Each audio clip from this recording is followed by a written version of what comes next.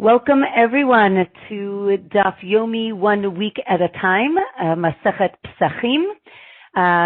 This is our 11th lesson, and today we are going to be reviewing Daf 67 through 73, and we will actually be finishing the chapter today, so that is very exciting, and welcome to everyone. On Daf 67, we are going to discuss the 4 types of people that are considered impure for one reason or another. And these people, on one hand, can't eat from the Pesach, from the sacrifice that was brought on the 14th of Nissan, but we are also going to talk about them leaving the camp. So I brought this picture for you. I thought it was a very nice rendition. Interestingly, the people are all on the outside, but you can see here how the Israelites camped in the desert. So just to show you, you have the tribes all around. Around them in the middle, I guess this is orange, are the Levites, the tribe of Levi, the Leviim, and in the center is the tabernacle, is the Mishkan, which we're going to learn about in a few weekly portions, in a few parshiot. But what's important to know here is this was really, even though on one hand it's one camp, the Gemara is going to explain that it's really 3 camps, meaning the Israelite camp, which is the outside, the Leviim, the Levites in the middle, and in the very center are the priests, or I should say really the divine presence, the Shekhinah. And we're going to talk about how different people, depending on their impurity, need to leave different camps. Again, what does it mean to leave the camp of the divine presence? It means they can't enter the sanctuary. If it means they have to leave the Leviim, this is the second camp, and the third one are the other tribes. Yes, Lynn points out that maybe it is Bilam. I was thinking about that, but this seems to be a lot of people, but maybe. That is a good guess, I think. Okay, so let's talk. Who are the people we're going to mention? The people are the Zav.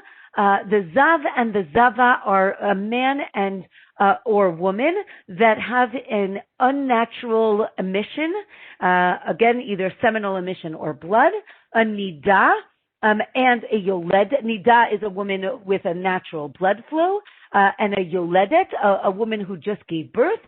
So they can't eat from the Korban Pesach, because, again, as I mentioned, they are impure, and even if we mentioned at the end of last week the concept that, and we'll talk about it more in the weeks that follow, the fact that if a majority of the Jews at the time are impure, and here the impurity is going to be of a dead body, meaning tumat met, which is impurity from a dead body. That's one type of impurity.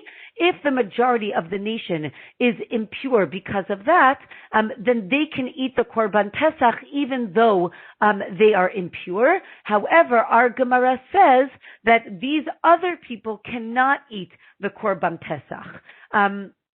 Okay, so here now we're going to talk about another person, which is the leper, the mitzorah, the leper who has become impure. So he needs to leave, again, as I mentioned, he needs to leave the camp. And then the Gemara mentions that when people left the camp, again, when we talk about the mitzorah leaving even the Israelite camp, meaning he's already out, he's going to be out in the wilderness by himself. The Gemara explains that he needs to sit alone, right? Badad yeshev, he's going to sit alone. And then there's a discussion of which type of impurity is going to be more stringent than the other. So on one hand, the Gemara says that the Zav, again, the Zav is a man who had an unnatural seminal emission. And the Gemara says that he's actually more stringent than a person who has become impure because of contact with a dead body. Now, we might say, hold on, what are you talking about?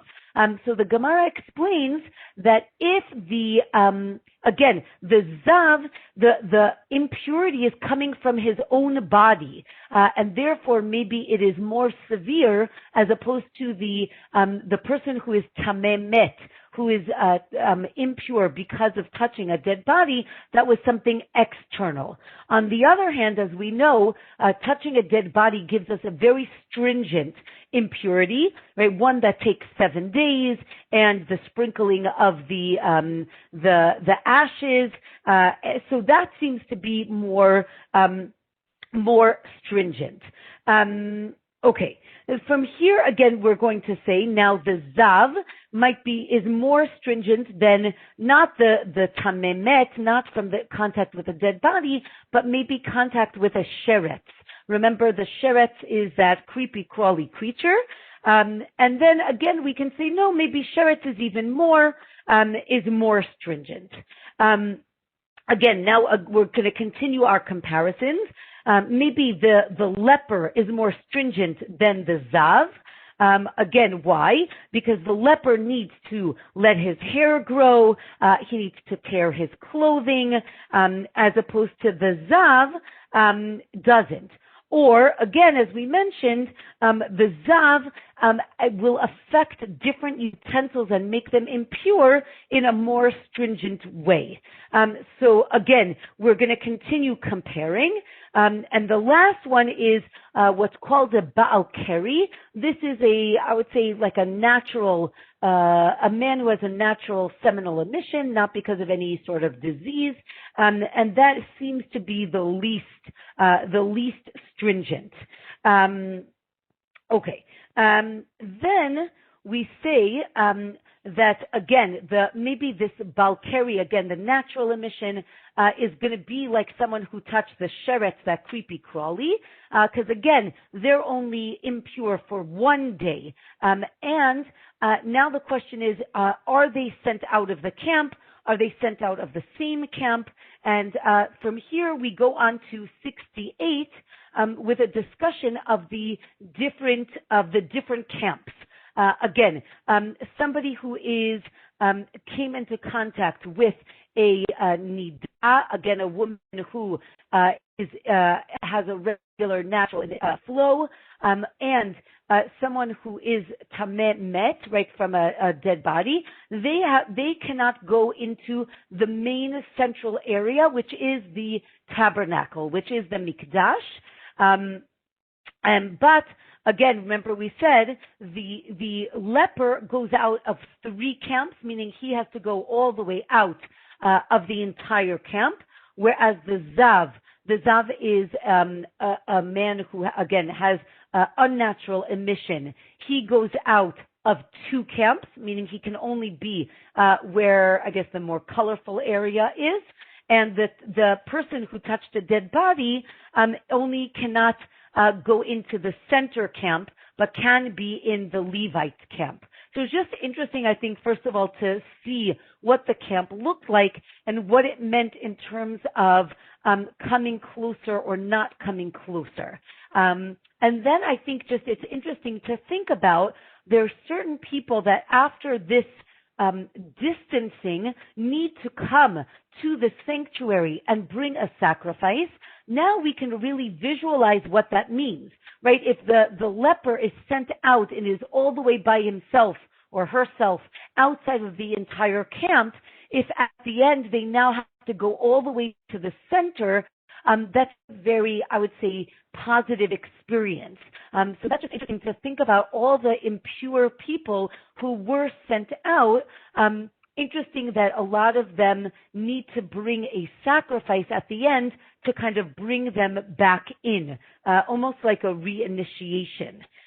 So I thought that that was just an interesting idea. Okay. Let's keep going on 68.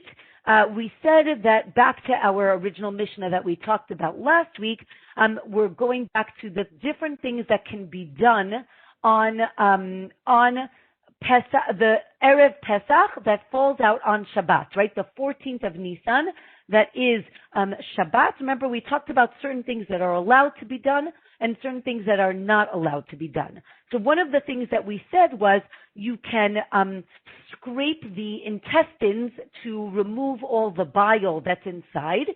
We want to do this so that it doesn't spoil and become putrid over the course of the afternoon.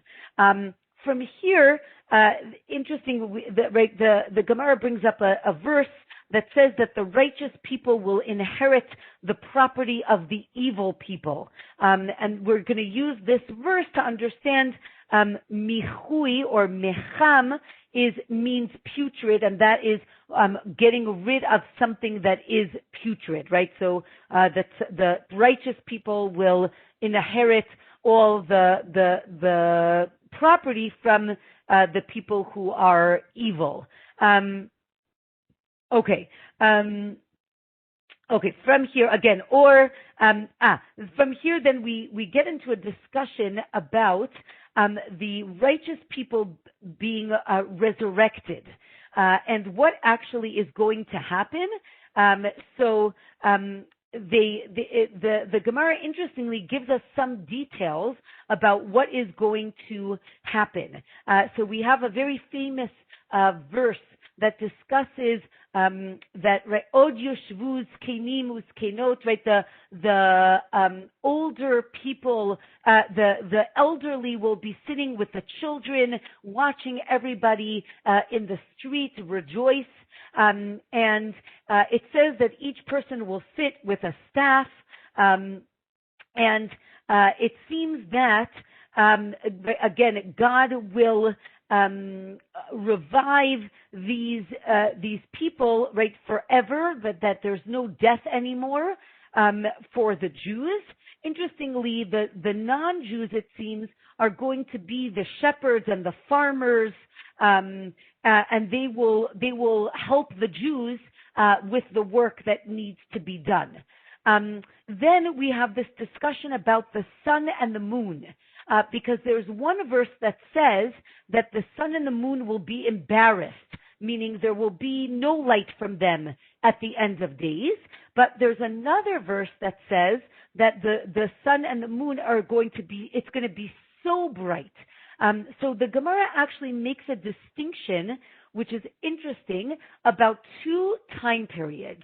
One is what's called the time period of the Moshiach, right, the time when the Messiah comes. That seems to be a more natural experience.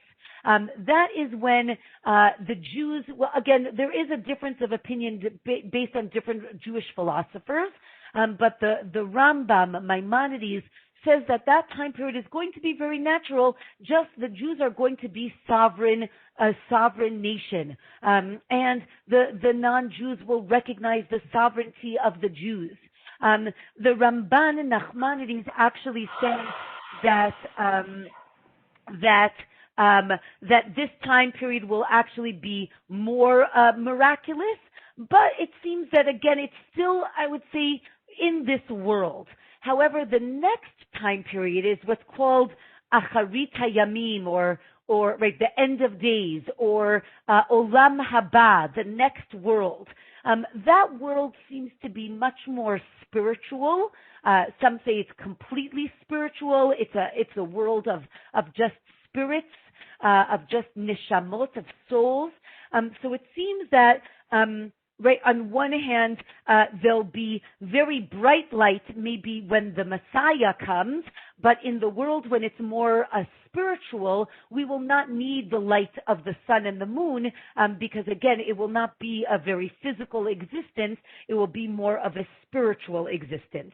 So just think that that's very interesting, what it's going to be like. The Gemara continues on 68 and talks about, right, that God will bring everyone back to life.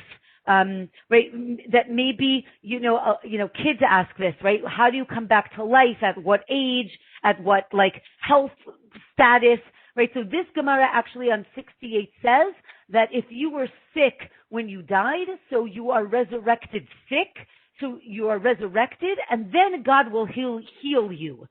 Which is an interesting, I don't know why that is, but on this Gemara, it seems that you come back to life in the same way, I guess, as the way you left it, and then God will miraculously hear you. And the Gemara says again that the resurrection, that Tchiyat HaMetim, is actually from the Torah, from the Bible, even though we don't really see it very clearly. Right, again, okay, so that's about the resurrection. Interesting, you can see it on 68. Okay, from here we're going to continue and talk about burning of the fats and the limbs on Shabbat. That is, again, the 14th of Nissan. So we can do that. You cannot, remember we said you cannot cut off the warts or any sort of blemish from the animal before Shabbat. You can't do it on Shabbat. You needed to have done it before Shabbat. Again, there's a discussion, maybe if it's moist, you can't. If it's dry, maybe you can just kind of flick it off. Maybe there's a distinction if you're doing it by hand or if you're doing it with a utensil. So it seems to be that there's a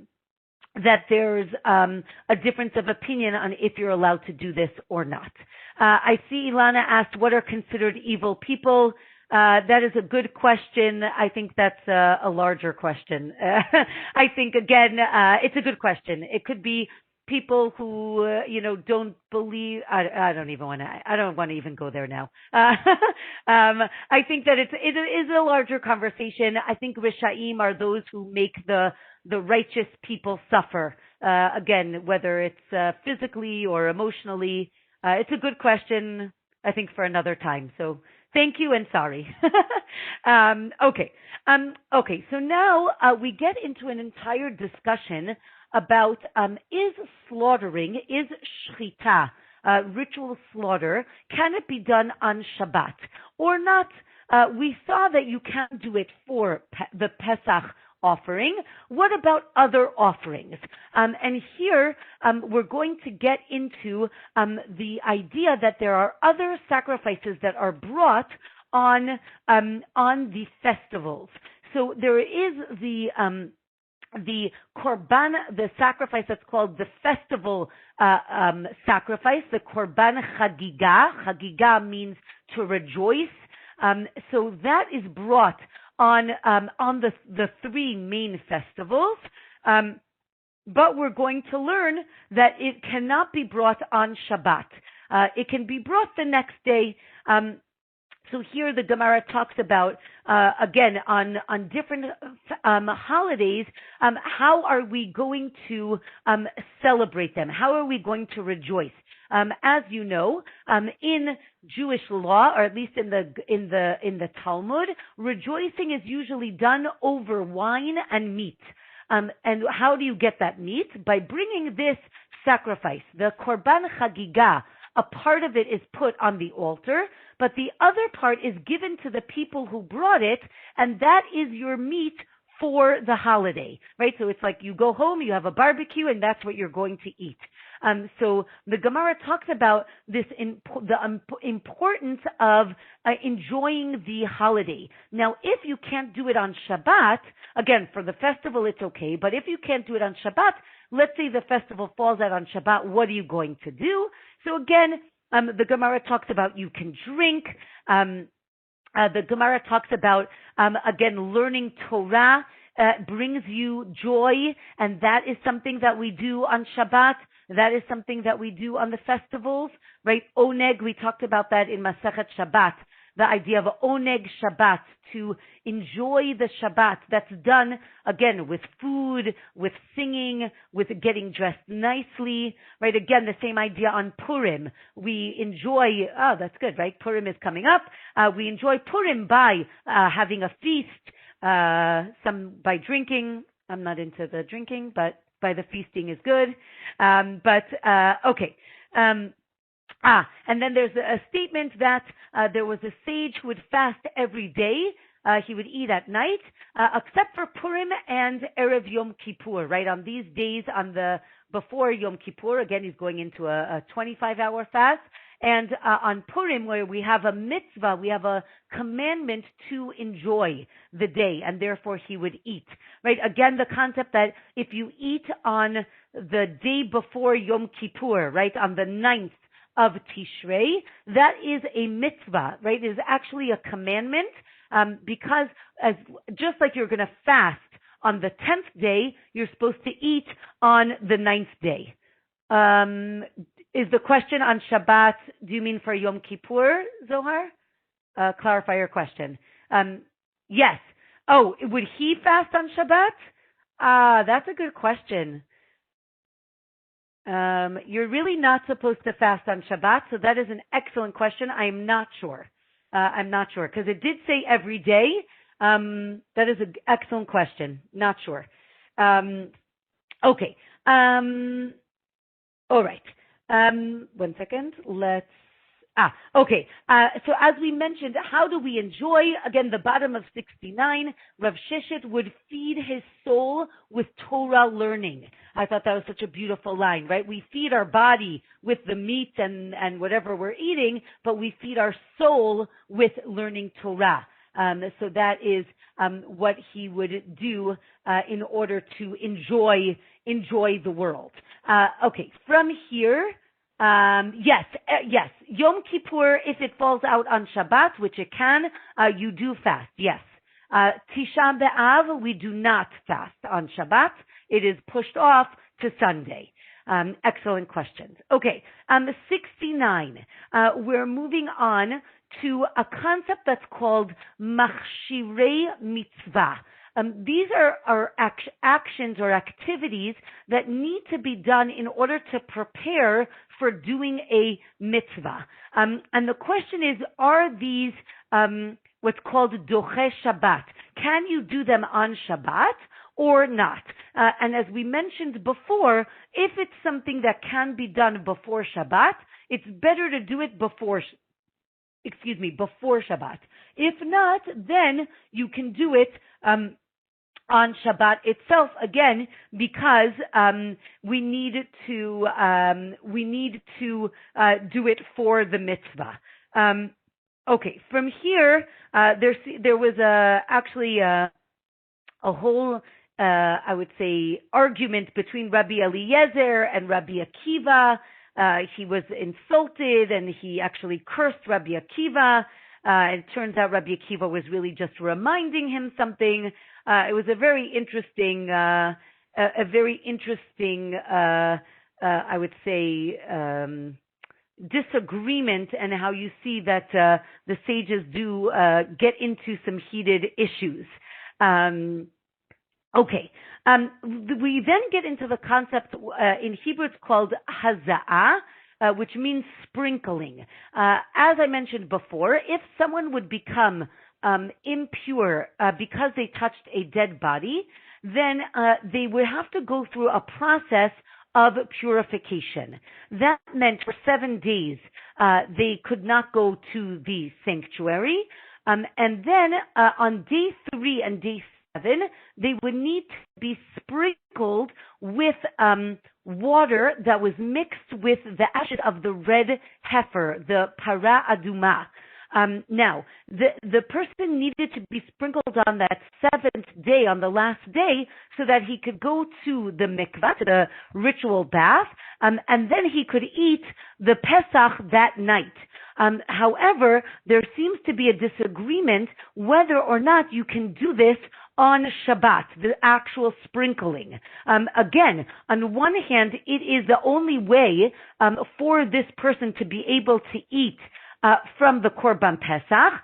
So then maybe we should say that it would suspend the laws of Shabbat and it would be okay. Or no, meaning this person is not fit to eat the Korban Pesach on Pesach, and therefore he will not be able to bring this korban, this sacrifice now, and he will have to wait for a month for Pesach Sheni. Remember, we discussed that last week. The idea that you get a second chance if you were impure on Pesach itself. Okay.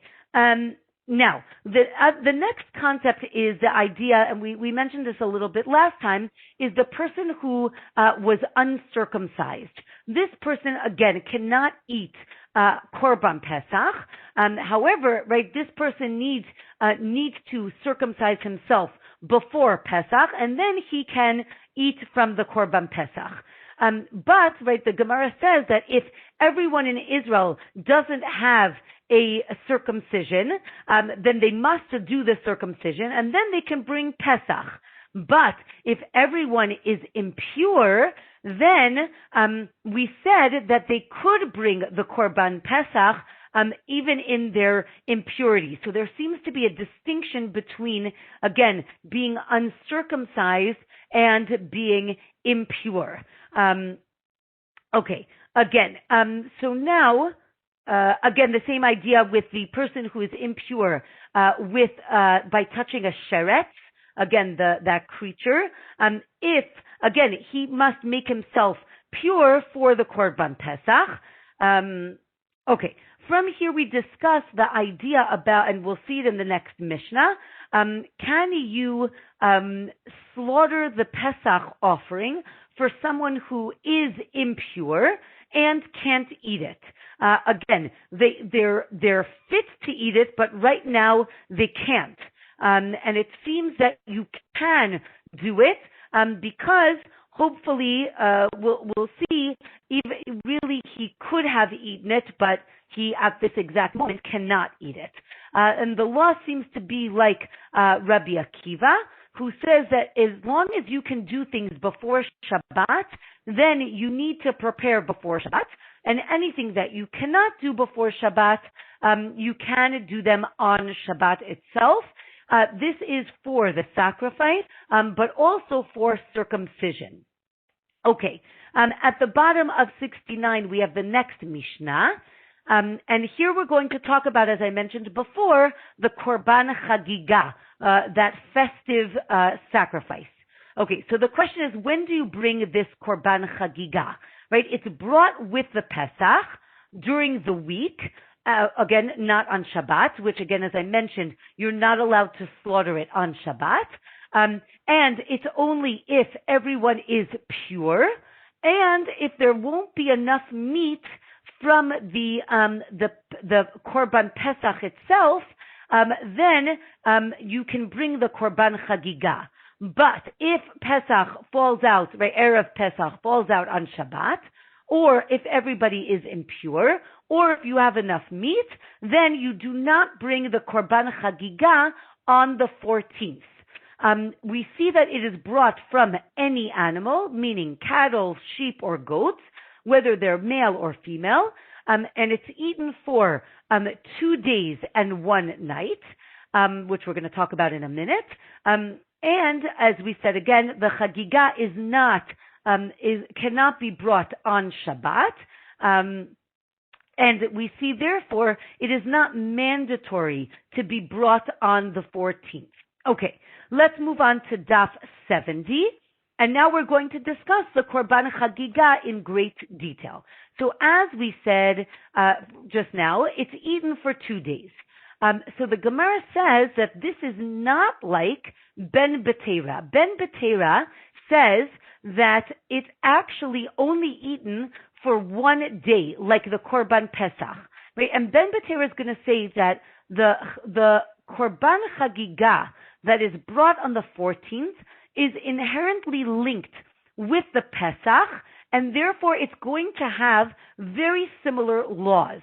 The sages, the other sages, I should say no, it has its own laws, and therefore it is unique in that way. What's also interesting to note is that there's another Korban Chagiga that is brought on the 15th of Pesach, meaning on Pesach itself, not on Pesach Eve, but on the 15th, and that is eaten for 2 days. So even Ben Tema would agree with that, and again, that is meant to bring us joy and added meat, as we mentioned. Excuse me, as we mentioned before.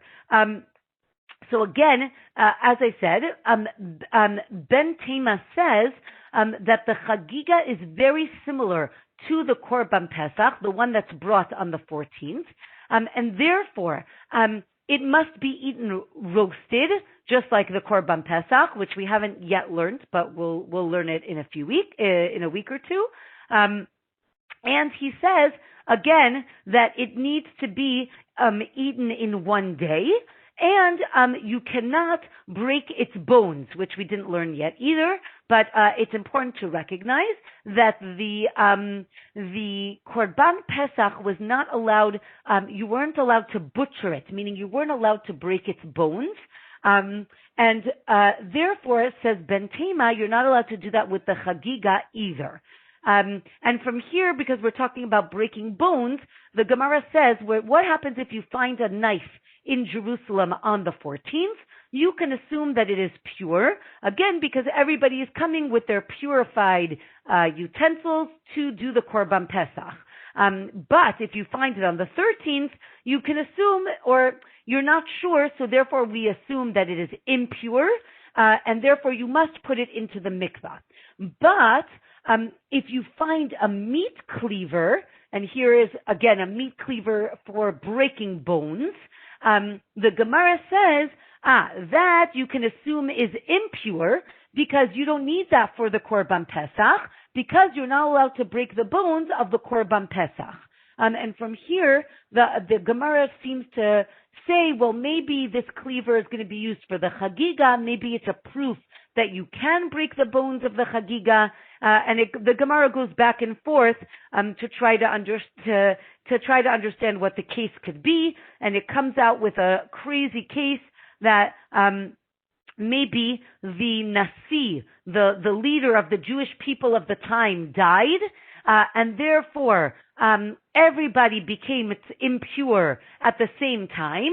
And you didn't have time to tovel your meat cleaver, but you did have time to tovel your knife. I don't know. It was a very interesting case, but okay, moving on. So the next is it says that a sage Yehuda and his son went to live in the south. They wanted to separate from the main community because he thought that you should bring the Korban Chagiga on Shabbat. So he felt he wants to distance himself. Another option is maybe if he goes very south, it might be considered not Israel, and therefore he does not have to go to Jerusalem to bring his sacrifices. And then again, the Gemara says, well, Elijah will come and ask you why you didn't bring the Chagiga, and you didn't do the right thing. Okay. From here, we're going to move on to Daf 71, where again, we're discussing the Korban Chagiga, and we said it's, it's not obligatory, is not obligatory, and needs to come from something that is mundane, chulin, meaning not something that was sanctified, right? And the Gemara talks about the verse that says, "V'hayita ach sameach," right? We sing, there's a song, right?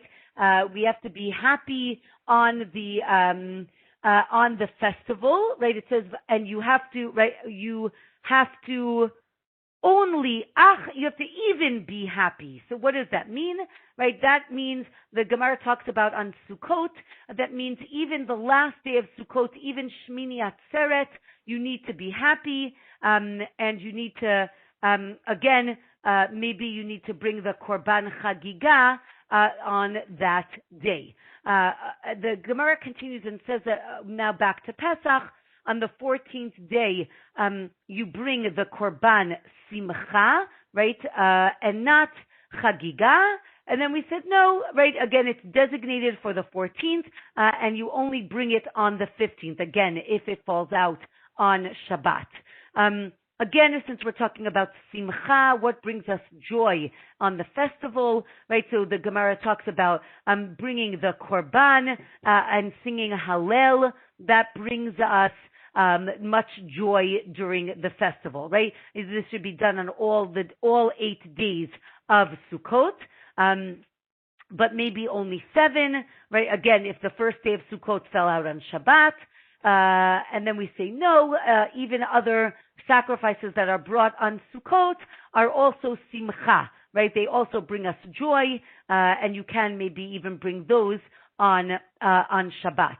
Again, right, simcha is cooked meat, or we say no, even simcha could be, again, joy could be from clothing or wine, as we mentioned before, right? What brings us the joy? The Gemara continues and talks about the fats of the chagiga that need to be burnt overnight on the 15th, again, on Pesach itself, ad boker, right, till the morning. So there's a discussion, is it the first morning, meaning that the morning of the 15th, or maybe it's the second morning, meaning the morning of the 16th. But I think we say it's really on the 15th. And again, the meat, remember as I mentioned, the Korban Pesach needs to be finished by midnight, but its fats can be left till the morning. And again, we have the argument that we mentioned before, if the Chagiga of the 14th is eaten for 2 days and 1 night, or 1 day and 1 night to be like Korban Pesach. As opposed to the Korban Chagiga of the 15th, which is 1 day and 1 night, and then the Gemara says no. Again, it's 2 days and 1 night. Okay, we're moving on to the next Mishnah, talking about again intention. What was the intent of the priest when he slaughtered or when he was doing the work in the temple? So the Mishnah says that the Pesach must be, right, if it was brought not with proper intention, meaning you were thinking that it was another sacrifice on Shabbat, so then that priest is liable to bring a korban chatat, meaning, remember we said, slaughtering in general is not permissible on Shabbat, but because we need to slaughter the Korban Pesach, it's okay. But if you do it in the wrong way, now you messed it up, and therefore you're liable for doing something that you really shouldn't have done. What if you take, again, all other sacrifices, and you slaughter them thinking that they're a Korban Pesach? So the Gemara says that if it's not fit for a Pesach, again, you're liable because you didn't make a Korban Pesach. But if it's fit, then, again, what does that mean? It's fit, it's male, it's a lamb, it's 1 year old. So Rabbi Eliezer says,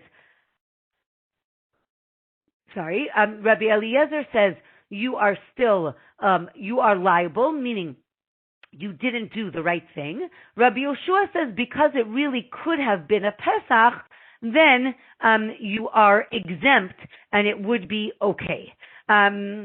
Okay. From here, the next thing is the communal sacrifice, the korban tzibur. This seems, again, if you do not bring it properly, you are liable, even if it would have been an okay sacrifice, but because you had the wrong intent, you are liable if you do that on Shabbat. The Gemara says, well, that's only if it's limited. Again, I think here, and we'll see this a little bit more in a minute, the question is, what's going on, right? We would think that the priests should be very focused on their work. However, if you remember when we talked last week about what was going on when they were bringing the Korban Pesach, I don't want to say the word chaos, but there's a lot going on.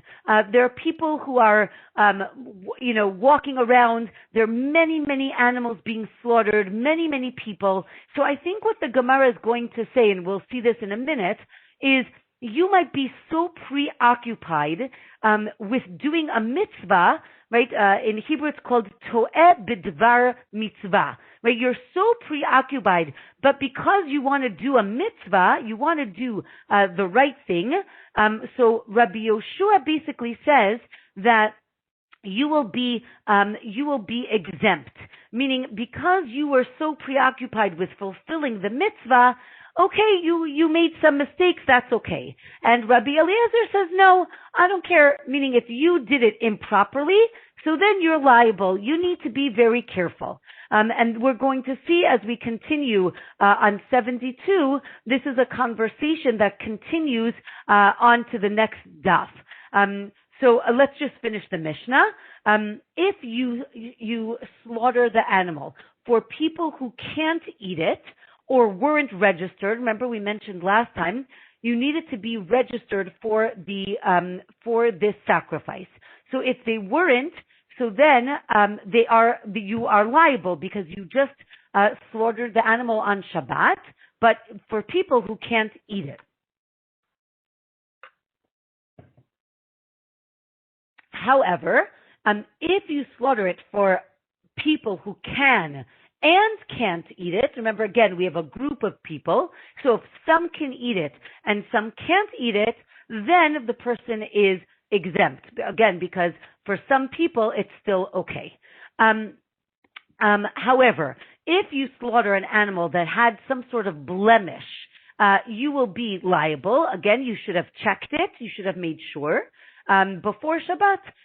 However, if it has a blemish on the inside, an internal blemish, this is called a treifa. A treifa is an animal that only after you slaughter it, you see that it is it is blemished. So then you couldn't have checked it, and therefore you wouldn't have known, and therefore you are exempt for this. Again, you thought you were doing a mitzvah, and in the end you weren't. But again, right, let's say you slaughtered it for registered owners, but they pulled out or they died, but you didn't know, then again, you are exempt because you didn't know. So that is okay. All right, let's go to the Gemara on 72. Again, so here there's going to be a question, was it intentional? Did he intentionally slaughter the animal for the wrong sacrifice? Or was it unintentional? And the Gemara seems to split and say that the first part is intentional, while the second part is unintentional. Then we go on to, again, as I mentioned, the communal sacrifices, that if you slaughter them for another sacrifice, you are still liable. And Rabbi Yoshua says that is because it's limited. Again, when we said, what's the difference if something is limited or unlimited or many? Again, because Rabbi Yoshua is going to talk about being preoccupied. And from here we get into a discussion. I don't know if you guys remembered, we actually did this in Masechet Shabbat. This is the discussion about the babies that need to be circumcised on Shabbat. So as we all know, a baby needs to have his circumcision on the 8th day. If the 8th day falls out on Shabbat, you're allowed to circumcise that child on Shabbat. It is what's called doche Shabbat. It comes, I guess there's a priority to do this on Shabbat. However, if a baby is more than 8 days old, let's say the baby was jaundiced, or the baby was, for whatever reason, couldn't have his circumcision on the 8th day, and now his 9th, 10th, whatever number we're up to, when he finally can have the circumcision, if that falls out on Shabbat, you are not allowed to do it on Shabbat. Rather, you need to wait till Sunday. So it seems that only day 8 child can be done on Shabbat, as opposed to 9, 10, and 11. Now we get to the case on 72 that discusses you have 2 babies. Again, we're going to have 2 cases, right? One is an 8-day-old baby on Shabbat, and one is a 7-day-old baby, right? It's the Brit Milah was one Brit was supposed to be on Shabbat, and the other Brit was supposed to be on Sunday. And now you confuse them, and you gave the 7-day-old baby a Brit Milah on Shabbat. This is problematic because, first of all, it's the wrong time, so you didn't do the mitzvah, and it's not doche Shabbat, meaning it can't be done on Shabbat, and therefore you're liable for that action. However, if you have an 8-day-old and a 9-day-old, right, again, that 9-day-old baby was supposed to have, let's say, his bris on Friday, and the other one was supposed to have a bris on Shabbat, and you accidentally did the bris of the 9-day-old baby, you did the circumcision on Shabbat. Now, Rabbi Eliezer here says that you're still liable. Again, as we said, the 9-day-old should not have his circumcision on Shabbat, but Rabbi Yoshua says that you're not liable. Again, it was a good circumcision, and therefore you're not liable. And here we're going to get to another concept, which is not that you're preoccupied, not that you got confused, but you were so stressed. I guess confusion is the right word, right? You're so stressed about doing the mitzvah that you got confused. And therefore, Rabbi Yoshua says, even though you weren't supposed to give this baby a circumcision on that day, you did it and it's okay, and you are not liable. And the Gemara continues and says, because it was permissible to give one baby a Brit Milah, a circumcision, then even though you did the wrong one, you're still exempt. Again, Rabbi Eliezer says, no, you are liable, that was very good. Ilana adds that nobody slept, and maybe that's another reason that they're getting mixed up. I would have to agree with that. Interesting. From here, we go into a discussion by Rabbi Meir. Now, Rabbi Meir, we've mentioned again, Rabbi Eliezer is very stringent. He says you're liable. Again, his idea, I would say, is very letter of the law. You need to be careful. You need to watch what you're doing and do the right thing. That's Rabbi Eliezer. Rabbi Yoshua, I think, maybe takes I guess human nature a little bit more into he takes it for granted that people are going to be tired, stressed, preoccupied. Rabbi Meir is going to take it even further. And not only will he say, again, Rabbi Yoshua said, if the animal, let's go back to our sacrifice, if you confused an animal and you brought a different sacrifice, but you thought it was the Korban Pesach. Again, there's so many Korban Pesach being sacrificed at the moment. So you took the wrong animal and you sacrificed it for Korban Pesach. Rabbi Yoshua says it needs to be an animal that could have been a Korban Pesach, right? It needs to be a lamb. It needs to be male. It needs to be a year old. Rabbi Meir says, you know what? People are so confused and so stressed. He says, even if it's the wrong animal, meaning you took a calf, right? A baby cow, that's the wrong animal. Again, those of us who are not so animal proficient might get confused, but in those days, they say, right, that you don't confuse a calf with a baby sheep. But Rabbi Meir says, no, you're so preoccupied with the Korban Pesach that he will let you, again, not let you. If you did it by accident, he doesn't say that you are liable for that. However, again, as we mentioned before, if it is an animal that does have a blemish, meaning, if it has 3 legs instead of 4, you should have noticed that. So that you can't take it that far. But, says Rabbi Meir, if it was the wrong animal, or if it was unsanctified, meaning chulin, and not sanctified, then it's okay. From here, we get into a discussion about, again, confusing different things, right? We had the babies, we had the sacrifices. Here you have 2 spits of meat. One is forbidden and one is actually a mitzvah to eat. And if you confuse it, again, it seems to be that if you make a mistake, you're still liable. Then the Gemara talks about if you accidentally had relations with your wife. If a man accidentally had relations with his wife who was menstruating, this is problematic, and he is still liable. But if he had relations with his yivama, a yivama is the levirate marriage, which basically means a man and a woman were married. The husband died before they had children. There is a mitzvah for her to marry his brother. That's called yibum, and that marriage is done by having relations, meaning that is, I guess they could have a wedding ceremony, but the relations is actually the consummation of that relationship. Now, if he has relations with her and it turns out that she was menstruating, she was a nida, the Gemara actually says that he is not liable. Again, this is accidental. I think the relations were on purpose. The accidental part was not knowing that she was menstruating at the time. The Gemara is basically going to say that they should have, the husband should have asked the wife if she was menstruating or not.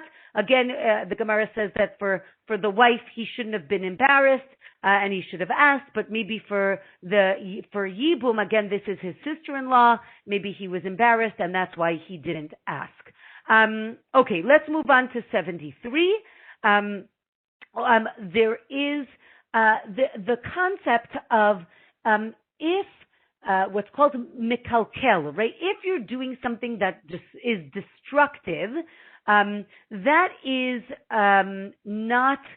does not bring liability. Meaning, if you do something to wound another person, thing, animal, this is going to be for our slaughtering of the animal. It's only if it's constructive would you be liable. If it's destructive, then you would be exempt. So the question is, we're going to go through a few cases and try to figure out, again, as we mentioned, if we said in the previous page that you're liable for each one of these things, the Gemara wants to know if you're liable, how was this action productive?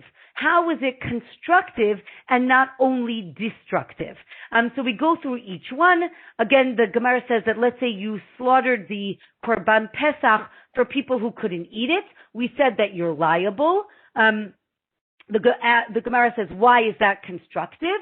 Oh, because if you put the meat onto the altar, onto the Mizbeach, it is not removed. And therefore, because the meat could go on the altar, it's seen as being constructive. What happens if it had a blemish? Remember we said if it had a blemish, you're liable. So the Gemara says, we're talking about very small blemishes that are in the eye. And this is something that's very hard to see. And again, if it's put onto the altar, it is not taken off. What about if you slaughtered this animal outside of the temple for idolatry? Again, a crazy case. The Gemara says you're actually liable for 3 sin offerings because you did so many things that were wrong. But again, how is this seen as productive? The Gemara says, well, now it's dead, and therefore nobody will be liable for eating the meat raw. Right, ever minachai, right? Not raw, I should say, off of a live animal.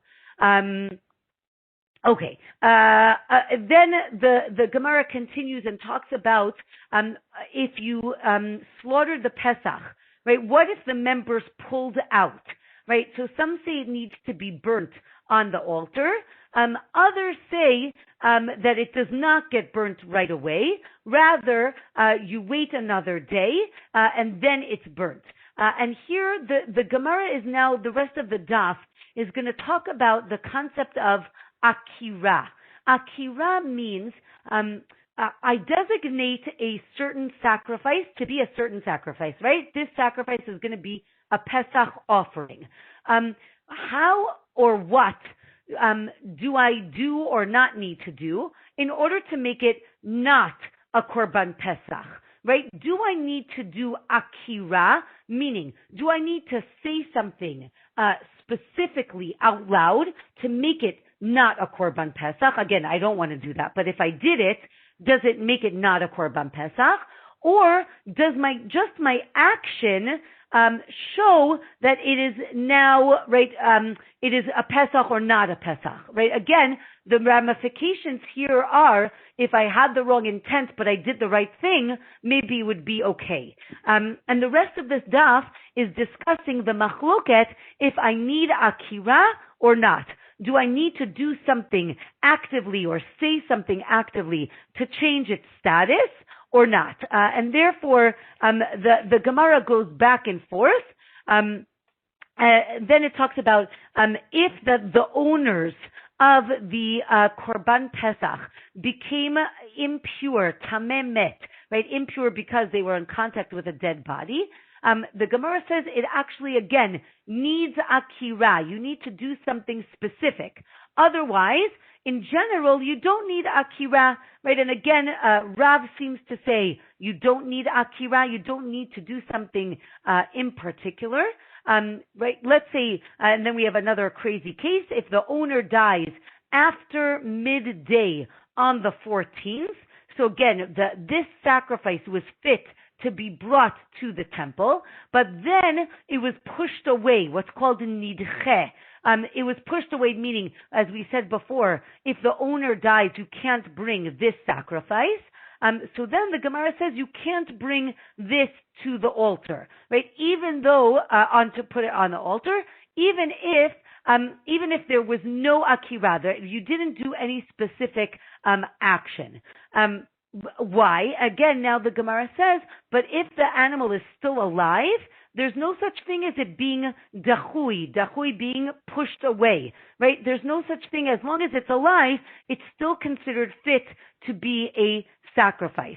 And the last line of our Gemara here is that if another sacrifice was slaughtered for the Pesach, then this is considered a deficiency in the body of a physical deficiency, I would say, in the sacrifice, and therefore it can be burnt right away, and you don't need akira. And of course, the last line is, or maybe you do need akira, right? So again, this whole daf is back and forth in terms of do you need it or not. And with that, we end the 6th chapter, and we are one step closer to the 10th chapter, which is going to be amazing, and talk about the Seder. But till then, we're going to keep talking about the Pesach sacrifice and what that was like, how it was prepared, how it was eaten, and yes, looking forward to continued learning.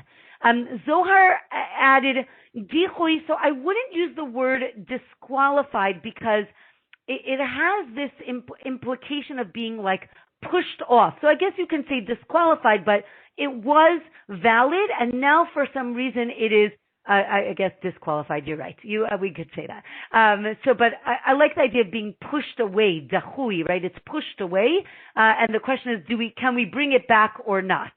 So yes, excellent. So wishing everybody a great week, and looking forward to seeing you next week. Actually, my son is getting married on Sunday. I have to see what's happening on Tuesday. I hope to still have our shiur, but I'll get back to you. I'll see if that's going to happen or not. So please please look at the emails. And thank you so much. And Mazel thank tov. you very much. Mazel. Thank you. Mazel Thank you. tov. Thank you. So I will be in touch with you. I'm going to try to have this year next week, but if not, I apologize in advance.